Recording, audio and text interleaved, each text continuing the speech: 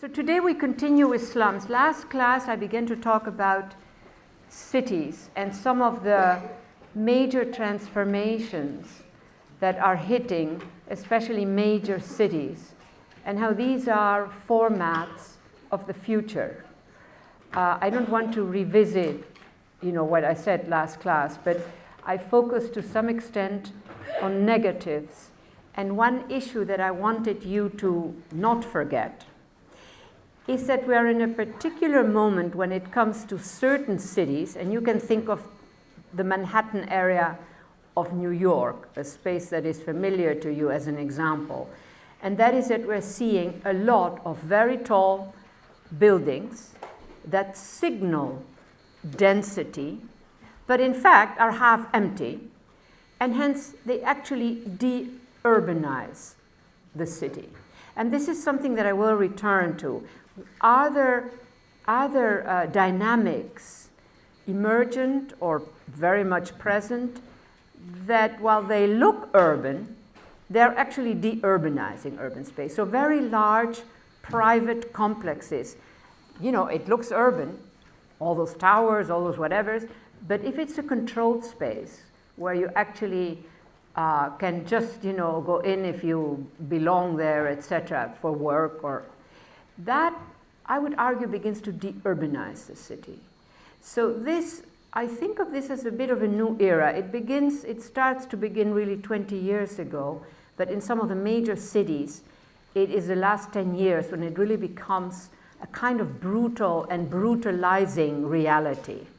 So I just want to make sure that you understand that bit of this notion of de-urbanizing. Again, until quite recently, if it was densely built terrain, chances were that it was a city. It could also be a factory or something like that. But if it looked like it was urban, you would think that that adds to the urbanity. And now we confront this other mode. Now today I want to talk about the slum being another major feature of our current world. And I want to return to this image that I left you with last class under this notion of formats of the future. Now, if you live in Europe, you just don't get to see this. I would say not in Canada either, and probably not so much in the US either. But in much of the rest of the world, this is one dominant format, and it's only growing. So that you have, a lot of new construction, fancy high-rise, etc. And then you have this other, La Periferia, as I mentioned, which is often self-building, though sometimes very well done. It doesn't have to be poor quality. But clearly there are problems. I would say there are problems with both formats. All those towers, and again, think Lower Manhattan, they're pretty dark at night, those towers, or Midtown Manhattan. And then this, of course, is a mix of things. As I said last class, some of this is regular, it's regularized, it fits within the law, a bit vaguely defined, clearly. And some of it is really problematic. It's a space for illnesses, etc., etc. Now, the periphery, is that a term that is familiar to you? La periferia. If you come from Latin America, it's a fairly common term, but I cannot assume that most of you come from Latin America. So the periphery is clearly an English word, by the way. We know that much, right? And it suggests something that is not quite in, something that is a bit out, but hanging in there. And that is what this is. So this is not necessarily an intermediate space, which is the most common space in most cities, which is sort of modest housing, not as crunched up as this. But with little yards like you see in many parts of New York City, especially once you leave Manhattan. So these are two extreme formats. Most people who live in cities don't live in either of these two extreme formats, though this one is growing in some countries. But still, most cities have some reasonable arrangements for people to live in. So these are extreme cases. Now, methodologically speaking, focusing on the extreme case is not always a bad idea, but you have to be aware that it is extreme because it marks something with great clarity. Now, for instance, this periferia. Has any of you spent time in any, I don't mean that you grew up, I'm not asking that, I'm asking did you spend time, did you walk in this type of arrangement? How many of you? I would like to see some hands up. Aha, so many of you have not. Quite a few of you have. So if you have walked through here, you know that it is actually a different experience from when you fly over it with a plane, when it just seems a dismal zone. You know, how could anybody live there? When you are in it, you realize that those people are just like us, and that they have talent, and they make music, and they know how to cook, and they laugh, and they have jokes, etc., etc. I just want to emphasize this in many ways is, you know, there is a kind of normalcy attached to it. Whereas there are very extreme slums, I'll show you some images. Those are truly spaces of despair. This, the sort of reasonable periferia, not the edges where it gets very tricky, is actually a space of making. It's a space where, you know, stuff happens. People make music. You know, there is art, there is culture, there's all kinds of stuff. But one negative is that in a world like ours that has so much wealth, that this should be such, you know, an increasingly common format. You know, something has gone really wrong when we have these massive extremes, people who have huge mansions that they barely use, and then this. And so while the same dynamic of extremes is happening in a whole bunch of sectors, it's often invisible. If you look at bank accounts, you know, I mean, that's an invisible, you know, strictly speaking. This is visible.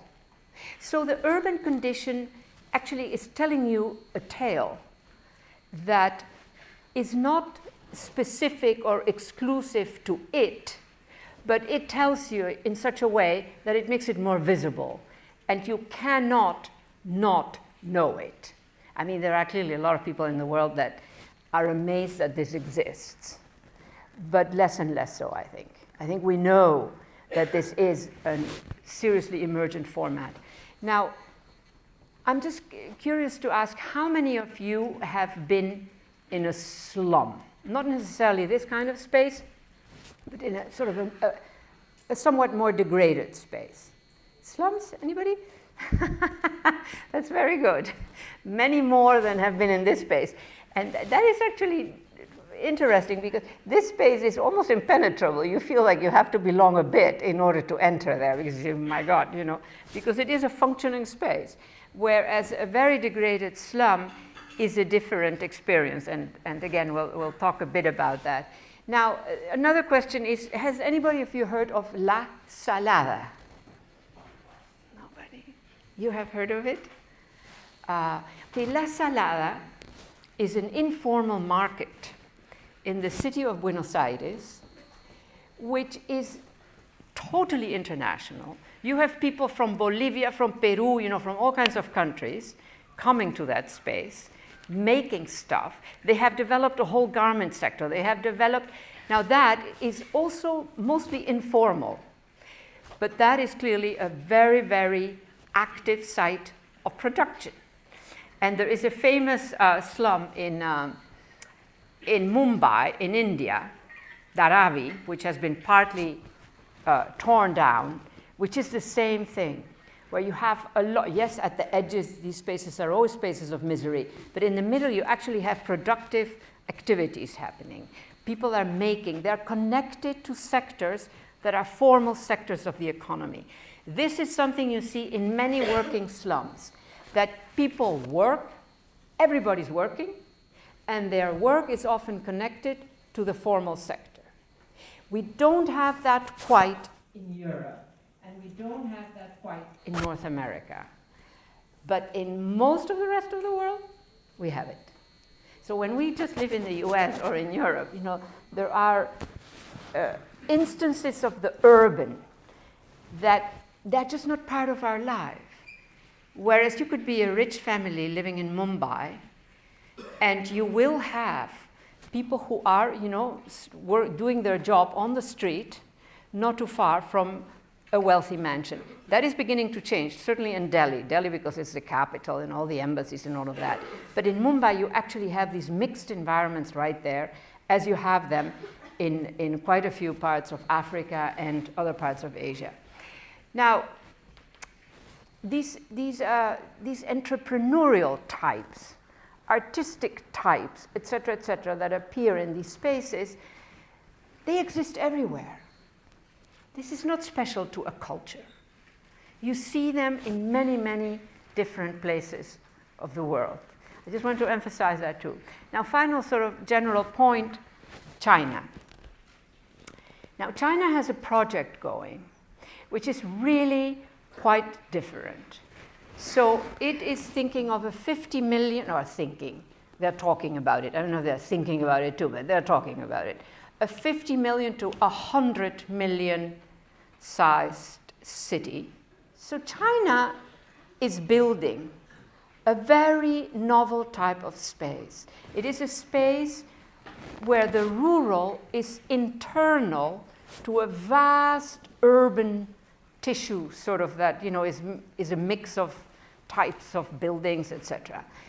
Now, when the rural is inside, is internal to the urban, that rural inevitably has to really begin to upgrade itself. In other words, not very modest production of food or whatever, but you begin to go up and up and up. That is the concept. Now, the Dutch actually have that. You know that the Netherlands is a very little country, right? I feel free to say it that way because I was born in that country. I'm Dutch, actually. But the Netherlands is really a tiny country. Are you all aware of that? Okay. It is the second largest exporter of food in the world. We have to wonder, well, how did they do that? They went vertical. And what the Chinese are doing, they are upgrading, they have much more space. They are also upgrading, creating first-rate rural economies deep inside vast urban tissues. Now, in the case of the Chinese, they're doing that. Why? Because, that stuff is already there, and the urbanization has gone quite wild, and et cetera, et cetera. So there it is, they have to deal with it.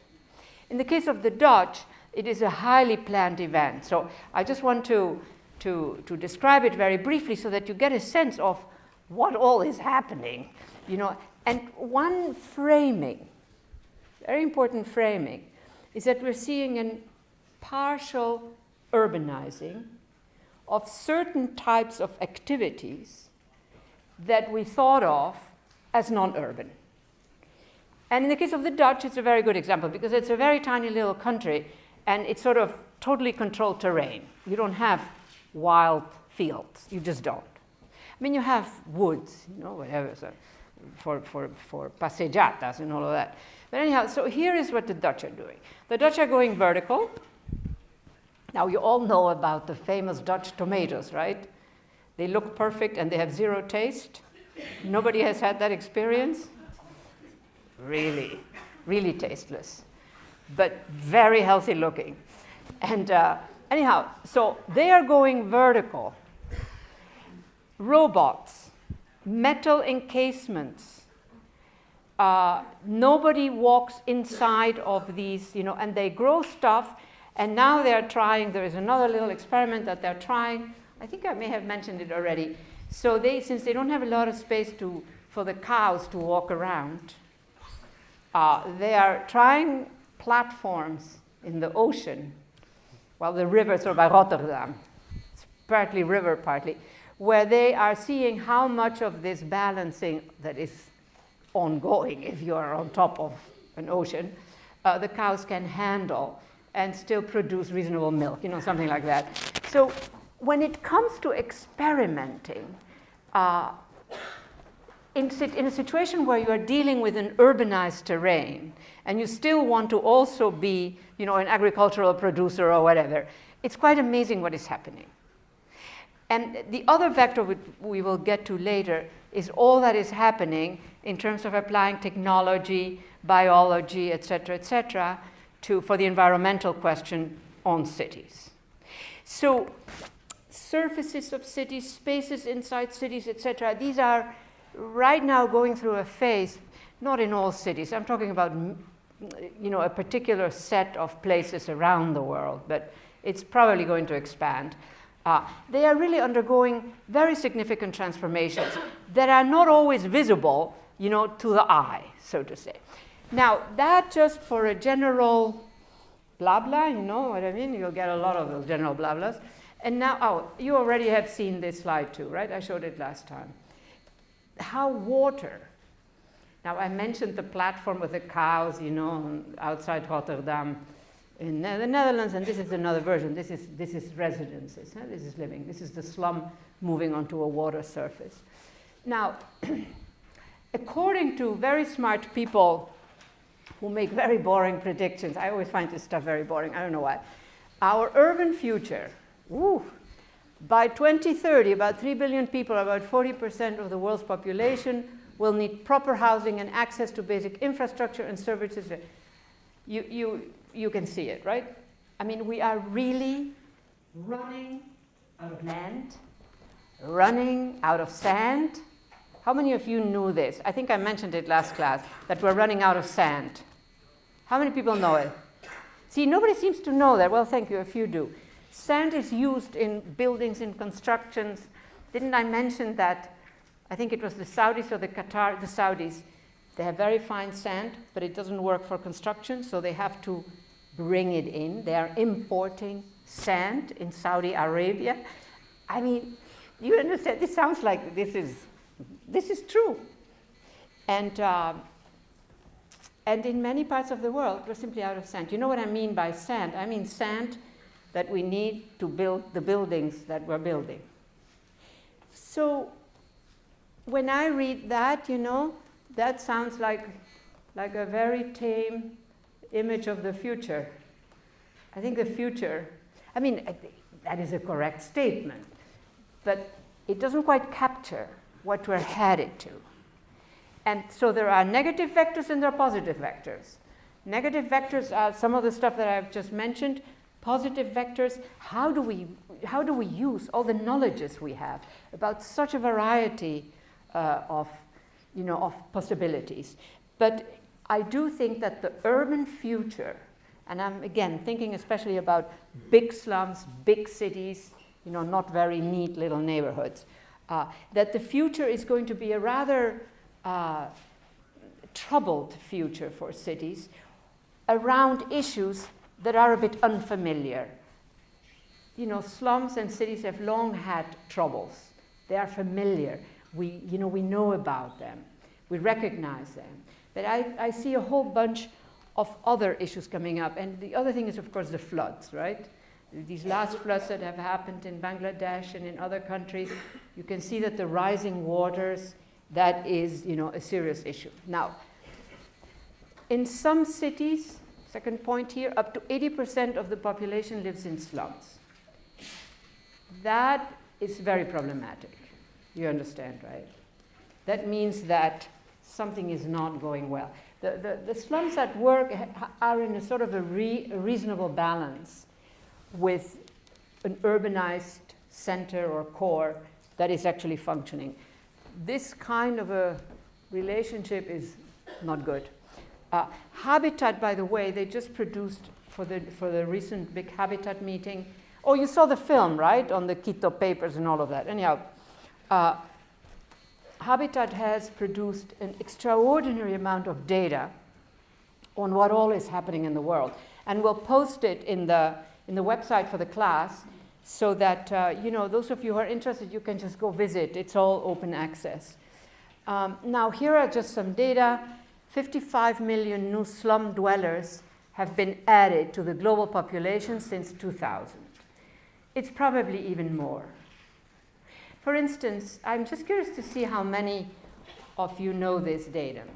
For a few years, the biggest, here in the United States, we use this language of homeless settlement.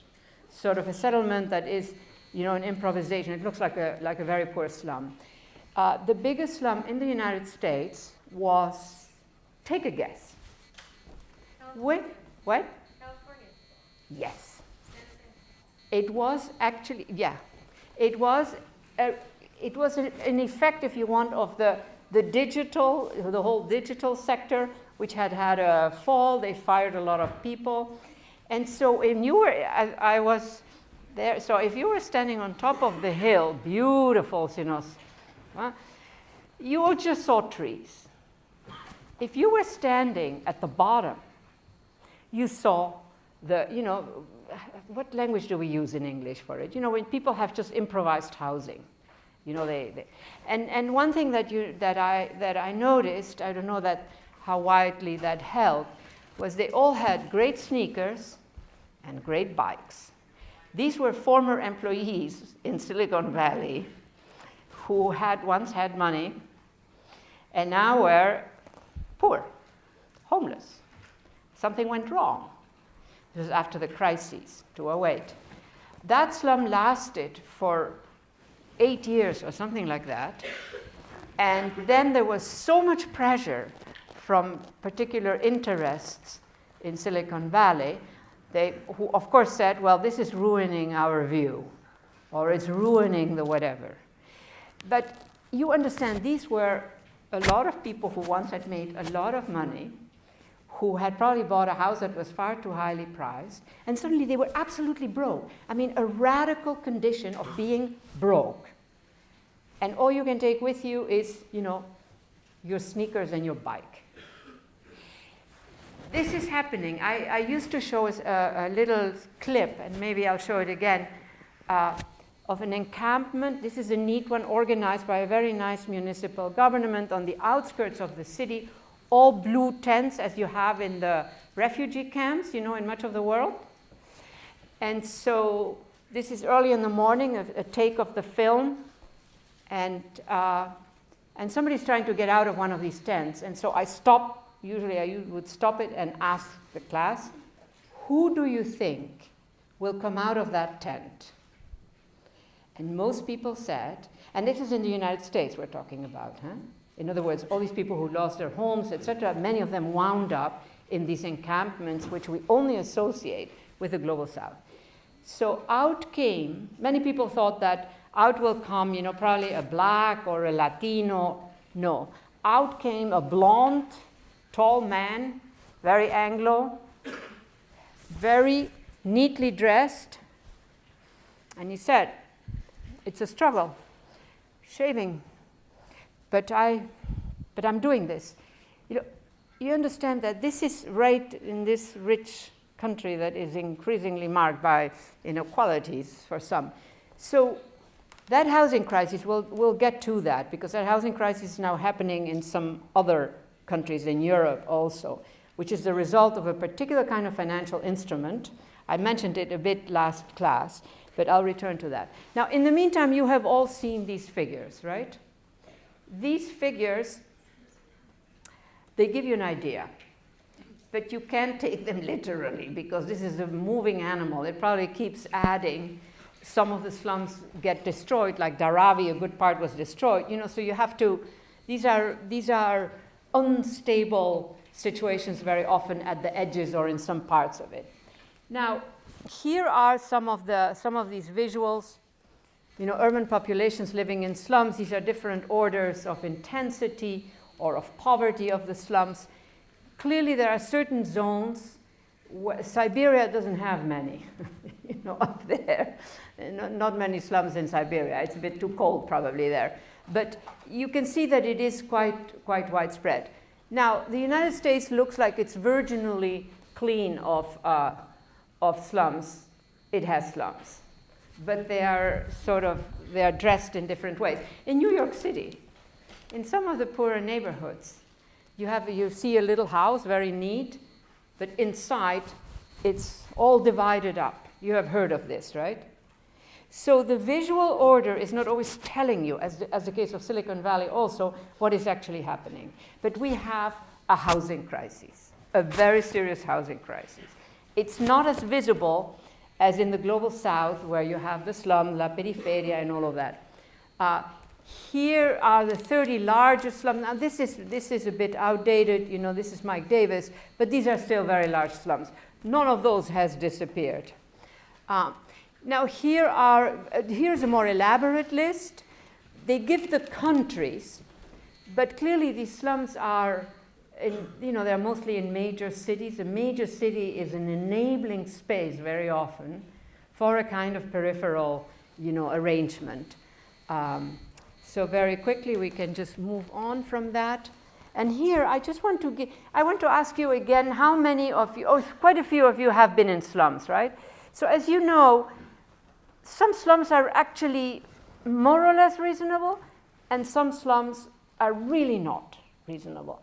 Finally, I want to remind us all that the word slum is now the term of art on the part of slum dwellers. They want it to be called slum. Whereas 20 years ago, slum was seen as a very negative term. That has really changed. And I think part of the reason is that a lot of people with talent, a lot of people who are entrepreneurial, a lot of people who are artistic, a lot of people who are in a wider world are living in slums today. And it's like making a stand and saying, yes, I live in a slum, but I also do theater. I also, et cetera, et cetera. Now, so here is a slum, and what I want to pick up on this is a vertical construction that is absolutely amazing. You can see that, right? Every inch. Some of this probably contains some brilliant architectural design. It doesn't look like architecture, and the Dharavi slum was one of the biggest in the world. As I said, they tore down quite a bit of it. Here you get a sense of, implanted in Mumbai, in areas that became more and more valuable. And beneath all of this, quite an active economy. A lot of the people who were removed and put into proper housing, so to say, high-rise buildings, smallish spaces, wound up losing a lot. Because here, they could actually do all kinds of activities that they then sold, baskets and weaving and I don't know what all, which in the new buildings, they could not. The same thing, by the way, has happened with Columbia University's expansion north. You know what I'm talking about? Where they moved a Latino community that had really developed quite a sub-economy, and they put them into high-rise buildings. So they gave them the housing, but they broke their local economy. And so they actually got impoverished. That was quite a debate around that lasted for years. I mean, the university tried to do good. But again, it's the same concept here, a narrow notion. We give them good housing. They forget the importance of being able to make an economy. And so here you have a few more of these images, and more. And so one of the modes of production involves a bit of space. So once these Dharavi workers were moved into high-rise buildings, they didn't have the space to do some of the weaving, very, very big sort of whatevers and whatever they're doing. So now the Gandaria slum in Dhaka in Bangladesh, this is a space of profound misery to a very large extent. Again, you can just see that. In Manila also you have some of these very desperate, here's Manila, there you go, 20 million people living in slums. So this is a situation which can't be good. It doesn't matter what, how creative you are with the water and the insects and the disease. The favelas in Rio de Janeiro are famous. You've probably heard about them. 51.7 million. That's huge. So here, some of these are rather reasonable. You can see that. Again, the construction is amazing. They have to go up these hills. It's just, and then you also, when you go to some of the luxury houses, you know, you can see the slums. And at night, it looks like nice little, cute little lights. And then the next morning, you see that, you know, some of these are rather poorish. And then the Mathari slum in Nairobi. This is a troubled, deeply troubled. You can see that. So slums vary quite a bit. You know, some of them have engineering-style constructions on the slopes of mountains, and you say, "Wow, how did they do that?" And others are really very deeply poor. Kabira is a famous slum. How many of you know about Kabira? You know, some slums become very famous. Dharavi became very famous at one point, and Kabira also. Here you see, you know, typical things.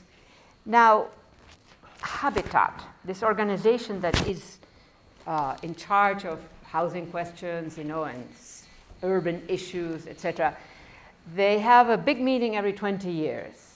Can you imagine 20 years? Wow. And so in the last one, the one who ran it was a former mayor of Barcelona.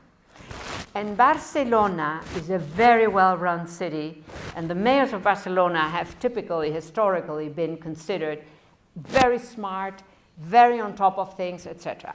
So when this guy then runs Habitat, we all expected, you know, a different level of performance, not just the bureaucratic channel, oh, well, okay, fine, no, but actually interventions.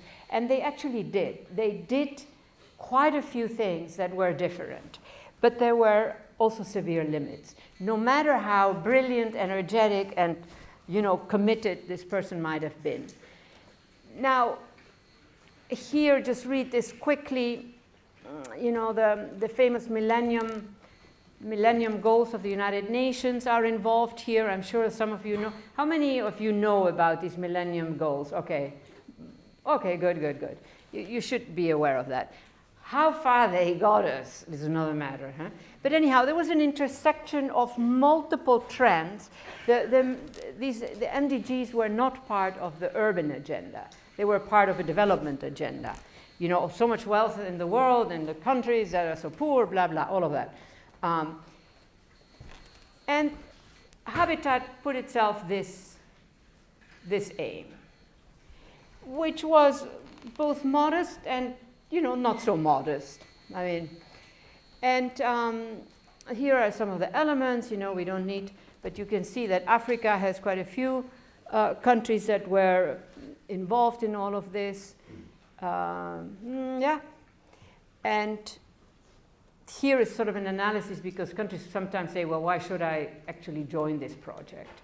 And so here's an explanation for those of you. You can see all of this, you know, it's on the in the class website. So the current situation, we should say, about the whole issue of the slums is that despite the knowledge and what is the experience around in the world, the numbers of slums is growing.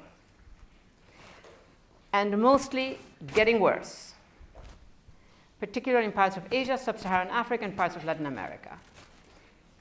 This is, of course, a sad statement.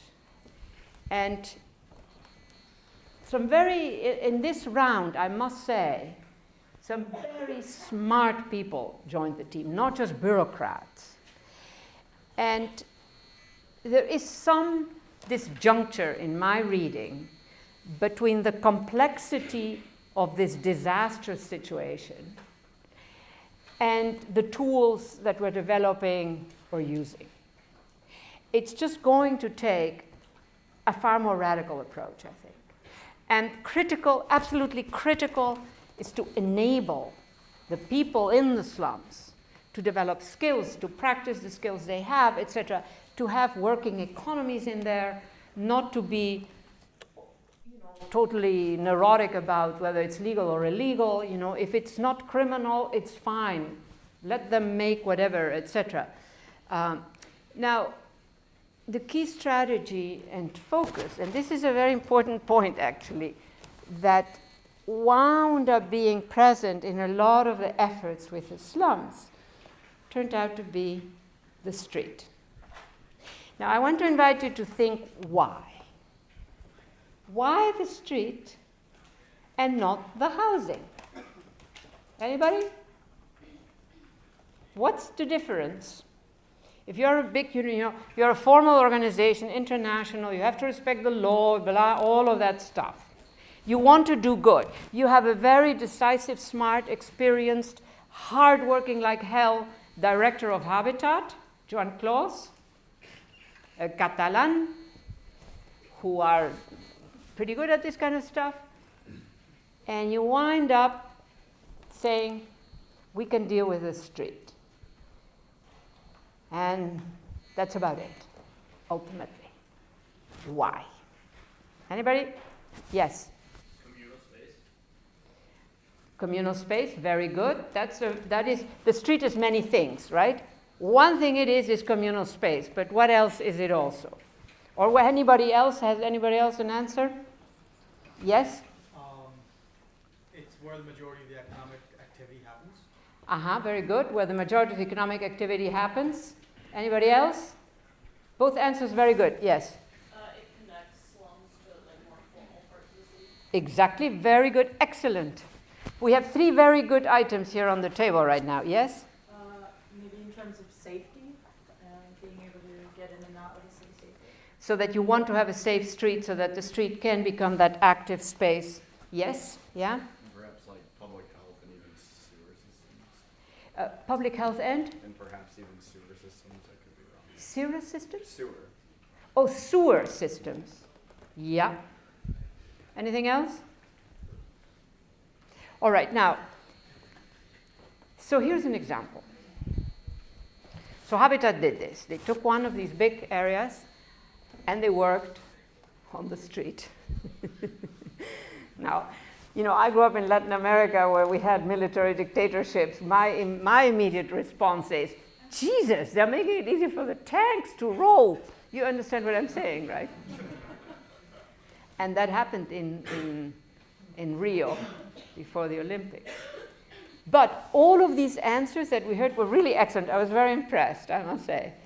All the 4 items, the 5 items that were mentioned are also part of the story. So the street is not just, a traffic lane, not in the slums. The street is a working space. Now, why did Habitat wind up confining itself? They worked in a lot of slums, by the way. It was a battle also, that was not easy work.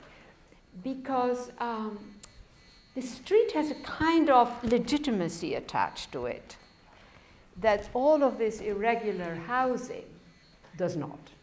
You understand, right? So there was somehow dealing with the housing, which was irregular housing, would interfere with existing law in these cities. Many of the leaderships in these cities where these slums were in were resisting too much of this because they said, look, it's all irregular, it's irregular. They would love us to get rid of all those people, mostly. Not always, but. So there is something about the street that where the illegality question, these streets are also, they are on some level the same as these houses. It's irregular street making and irregular housing. But there is a difference between the irregular quality of a street, which is a shared space, etc. It's not clear as the benefit of this is my house and I have it on this land and I know it's irregular and I never paid for this land, but it's my house. The street does not generate that kind of, logic or discussion. The street is an open space, it's a space, etc., etc. And I'm actually doing a project in Paris. I was asked to do, I've done a lot of work, we'll get to that too in this class, on asymmetric war. You know what I mean by asymmetric war? Regular combatant meets, or regular army meets irregular combatant. So that happens in all kinds of spaces, but it was also happening, especially, of course, in Europe. You've heard of the incidents. And so so I have this 5-year project, and Paris, as you know, it's in Paris. Huh? And so one of the issues that I'm working on is a question of the street. The street as an indeterminate space. And so one juxtaposition, I don't want to dwell too much on this now, but I'll get to it in greater detail in a later class, but sort of a juxtaposition between the banlieue. You know what the banlieue is in Paris? These are sort of suburbs that are outside Paris has this amazing set of towers and passages that around it, and then you exit, variety of exits, and you wind up in a very different type of milieu. Some are rich suburbs right now, but others are poorish, sort of slightly degraded. And so one project was, how do you use this in-between space between the banlieue, the outside, the poorer, and rich central Paris, and situating the effort on the actual in-between space. And so, for instance, and background here is the terrorist attacks, a lot of young people involved in that. You know what I'm talking about, yes or not? Or am I totally sort of beyond? You really are helping me now, huh? So do you know what I'm talking about or not? Terrorist attacks, okay, yes, thank you. So I don't want to focus on the terrorists, my God, no. So I called my project, this is the language that I use, I'm now in the 3rd year of it. I called it the importance of indeterminate space in a city, a space that is not overmarked. And so in sometimes it's the street, right? So some of the Muslim kids from the banlieue who have become deeply alienated, they say the Jardin de Luxembourg, the famous Jardin de Luxembourg, very public. They say, hey, that's not my public space. We have the same thing in New York too. Huh? But a hip-hop space in one of these towers, yes. And so, we're working in a very special way to use urban space, to use the indeterminacy of a street to begin to rethink. And so I have an equipe of researchers, 10 researchers. None of them is French. They speak a bit of French, but none of them is an expert on Paris. One of them, they are all from outside. One comes from Kabul, one comes from Tunisia, one comes from, what's the famous city in, oh my God, the famous city that went from being criminal in Colombia, Medellin. And, people, and now I brought in the French, because there are a lot of French experts. So it's been a very interesting process, And I wanted these people, they each come for a month. They don't become experts, but they sort of, where is indeterminate space here? That notion of, where's the space that I, as an outsider, this is also my space. This notion, of, anyhow, I'll tell you more about it. I know you're dying to hear more about it, but I'll tell you some other time. So now here are some more of these things. So, this is sort of standard, for those of you who are really interested. And here are sort of, what do they call it there? Street patterns in slums. So one of the outcomes of this project was a real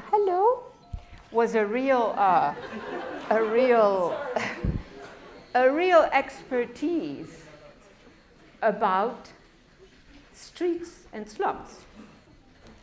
And when you think about it, the street is really an interesting space. As an organizing, you can't just have street. If you have a street, it means that you have all kinds of other things too. Huh? But, so these are some of these patterns. Here is more. This is in Sao Paulo.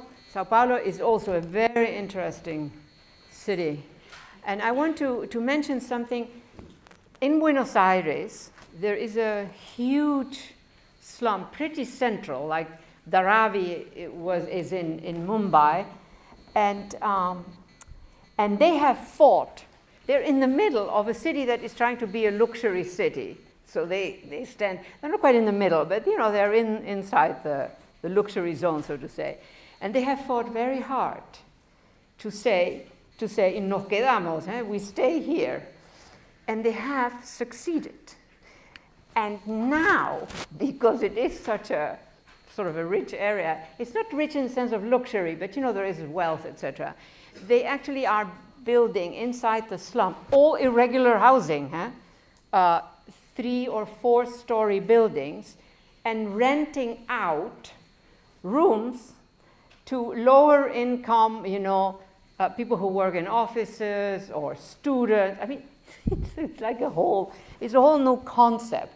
But these elements that I'm alluding to also indicate a kind of unsettled situation in terms of older inherited legalities when it comes to what you can do in a city. If you remember when I talked in the prior class, I talked about all these big buildings, properties that are being bought. Remember that I said that these properties often stand empty. We're talking luxury properties, remember? They stand empty, fairly empty. And the notion that people have then is, oh my God, they are going to go broke, the people who build these luxury buildings. No, because that building is operating on 2 levels. Building as building, with all its rigidities, and as an asset-backed security. And so you can make a pile of money there, and here is this city, this building, empty, and actually de-urbanizing the city. And I think this is a major threat. For our rich cities, this is a major threat. So you can have all kinds of buildings, which, number one, they probably are cleansing their money. So that's already benefit number 1. Benefit number 2, once it's there, you make it an asset-backed security. That's where the money is, not in renting it out or in selling it. So these are also the negative trends. But what, in both cases of the slums and in this case what I'm saying now, is that there are multiple, one image, one possibility sort of putting it, operational domains that can be deployed in urban space for the advantage of particular actors. So the street in the slums is one of those operational domains. Those luxury buildings that are being bought to, number 1, first cleanse your money, and number 2, to produce an asset-backed security, which is what the high-level investors want. They don't want to own a building. They want an asset-backed security that they can buy, sell, buy, sell, buy, sell. So urban space, in many different ways, is actually generating, enabling, or fitting in all kinds of logics. Logics that are very often, I will develop this in greater length in the future, extractive logics. It's about extracting something, not adding or producing, etc. But in the case of these buildings that I was mentioning. So one image that I want to leave you with is that urban space is not simply what you see with your eyes. Urban space contains within it, I sort of got lost in that one. Within it contains within it, see, that's not a good sentence, I must say. It contains within it, that sounds a little bit better that way, a lot of elements that are sort of active elements that can be used in many different ways. It's not just a street. A street is not simply a street, and a luxury building is not simply a luxury building. There are many other logics that are in play. But that more complicated stuff we're going to leave for later. So I thought this we did. Okay, how to think about the street. So we'll finish with this one. Slum upgrading combined. This is their stuff, okay? This is not my stuff. So all of this is pretty familiar. It wraps up what we just were talking about. More. Now that's an important one. Streets determine new legal boundaries. That was this notion that They felt that they could fix the street, but not the buildings, because the buildings are irregular. Okay, all the good things. Avoiding one-size-fits-all solutions. This is all far too practical for me. So, okay, it's done. Yeah, it's done. Thank you very much.